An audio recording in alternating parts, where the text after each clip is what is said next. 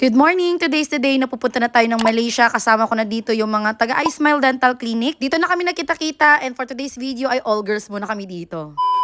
At dahil nga nakastay na tayo dito sa loob ng airport ay mas napahaba yung extend ng tulog ko. Hindi ko na kailangang magmadali at kahit 3 hours before the flight pa ako pupunta ng immigration. Sobrang nahirapan ako sa pag-ayos dito kasi nakalimutan ko mag-ayos doon sa may locker area. Didala ko na kasi lahat ng gamit ko sa pagligo, sana pala hindi na. Anyways, itong outfit na to ay sold na. Kung follower kita, lahat talaga ng mga outfit na nababalandra ko ay talagang binibenta ko right after. Except na lang kapag super duper gusto ko pa yung gamit na to. Basta kapag na-picturean ko na na-upload ko na yung suot niyan sa vlog, automatic may magmamine na yan at consider as sold na yan kapag nabayaran na talaga. Paunahan lang kung sino yung makaunang bayad kasi ayoko na yung mag-antay-antay pa. Dahil wala na akong time dyan. Kung sino yung makapagbayad din sa kanya, ganun lang. One of the reasons is ayoko matambak yung mga gamit ko sa sobrang dami na. Tapos madali ako maumay. May mga times din na yung mga pinasa-shopping ko kahit hindi ko pa nasuot, ayoko na suotin. May mga moment na ganun. At medyo nakakapagod kahit iisipin pa lang kunwari mabubuo na yung lahat ng mga ibebenta ko. Pagpipicture, pagbebenta, gusto ko yung pa isa-isa para mas madali. Tapos most likely, tinatamad talaga ako maghanap ng picture na suot ko yung damit na yan or susuotin ko for reference. So, ang ginagawa ko, sana ko umorder, yun na lang sa screenshot ko tapos yun yung i-upload ko. Ganun lang. Actually, may isang box na ako naipon dito, nag-declutter ako ng pagkalipat namin. Yung iba, hindi ko pa nabebenta, yung iba, inisa-isa ko na. At ngayon ko lang din nalaman na may mga ukay pala ako natitira nung mga time na nagbebenta pa ako ng ukay. So, ibebenta ko din yun para totally wala na talaga akong hawak na extra mga damit na hindi ko na ginagamit. Anyways, kung isa kayo sa mga mahilig din mag-OOTD, tapos gusto nyo yung mga OOTD ko, magabang lang kayo dito sa page or doon sa Wear Me PH by MEM. By the way, just an FYI, etong trip na to ay all expense paid sa ating iSmile Dental Clinic. BFF ko kasi yung dentista. Bigla-bigla na niya ako sinama tapos sponsored pa. May kasama kaming dalawang staff niya from Kabadbaran and from Butuan branch. Puro mga first time mag-international country at mag-eroplano. Talagang kinabahan kami kasi girl, talagang na-hold yung dalawa sa immigration. In-interview ko din sila kung ano yung mga tanong na hindi nila nasagot ng diretso. So talagang nag-consume ng oras sa kanila doon at kami sa pag-aantay. Hanggang sa finally pinaniwalaan din talaga sila. Actually, 30 minutes before sa 4 hours na kailangan kapag may international flight ka ay andito na sila BFF sa airport. Sabi ko naman, ako ay nagbo-moment pa dito na kumakain kasi alam ko namang dire-diretso na ako mamaya. After ko nga mag-moment dito, ayun nga, inaabutan ko pa sila at yun nga naman problema na sa BFF ko. Gusto ko sana personally mag-assist kasi hindi ako maka-back up kasi hindi naman ako nag-sponsored at hindi ko mga trabahante yun. Anyways, moving on, nandito na kami sa Marhaba, nag-avail lang kami free lounge. Snacks na lang kinuha ko since kumain ako ng kanin kanina. Si Krisha kilala ko na at PA siya ni BFF at lagi siyang sinasama ni BFF kapag pumupunta sa Davao. Tapos sila yan naman yung bago kong kilala from Kabadbaran branch. And first time namin mag-banding tatlo, yes, first time lalo na sa BFF kasi si BFF lagi lang naman kami nakikita kapag may schedule sa Davao, ganun lang. Pero yung magdamagang pagsasama ngayon lang talaga as in for 3 days in a row. At para mapakalma kami na kunwari walang nangyari, eto pa chill-chill na lang muna dito. Simula umaga hanggang sa makarating kami sa Malaysia, eto pa rin yung pinag-uusapan namin. And here we go! Masaya na kaming lahat! Eto nga pala si Ma'am Leia from Kabadbaran branch. At medyo naninibago ako sa tatlo kasi mahilig silang mag-story girl sa IG. Like from time to time, upload ganun. Tinalo pa yung vlogger. Huy! Ako, nagmamay din naman ako pero hindi yung ma-effort na. Basta ma-upload lang okay na ako ganun. Sila kasi with all the edit, ako iniiwasan ko yun lalong-lalo na kapag nagbablog ako para ma-enjoy ko din yung moment at the same time habang nagfi-film ako. Shoutout nga pala kay Chris na Australiano, nakatabi ko doon sa aeroplano. And yes, touchdown Malaysia at andito na kami sa aming private sundo. Naka-private tour na kami sa lahat ng stay namin dito. Since hindi din naman ganun kadami yung paggagalaan dito. Unlike sa Thailand, nakukulangin talaga yung 1 week mo, girl. Actually, kahit sa isang araw, malibot mo na lahat. Sa tour naman namin, hindi na kailangan literal ng tour guide. Yung driver, okay na.